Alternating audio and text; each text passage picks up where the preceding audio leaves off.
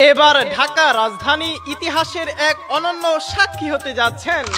আসিতেছেন সময়ের সেরা জনপ্রিয় ইসলামিক স্কলার পীর মুফতি গিয়াসউদ্দিন আত-তাহেরী হুজুর।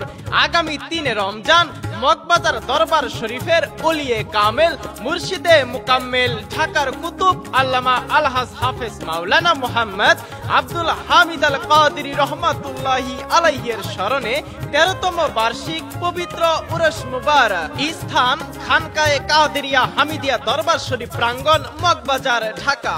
সুন্দর এই প্রোগ্রামে সভাপতিত্ব করবেন বাগদাদ বিশ্ববিদ্যালয়ের উচ্চ শিক্ষিত ও প্রখ্যাত ইসলামিক স্কলার পীরে তরিকত আলহাজ মাওলানা মুহাম্মদ হাবিবুল্লাহ বাগদাদি আল কাদরি সাহেব, ঢাকা। প্রধান আলোচক হিসেবে উপস্থিত থাকবেন আমাদের সকলেরই সুপরিচিত লক্ষ কোটি সুন্নি জনতার হৃদয়ের স্পন্দন পীর মুফতি গিয়াসউদ্দিন আত-তাহেরী সাহেব, ব্রাহ্মণবাড়িয়া।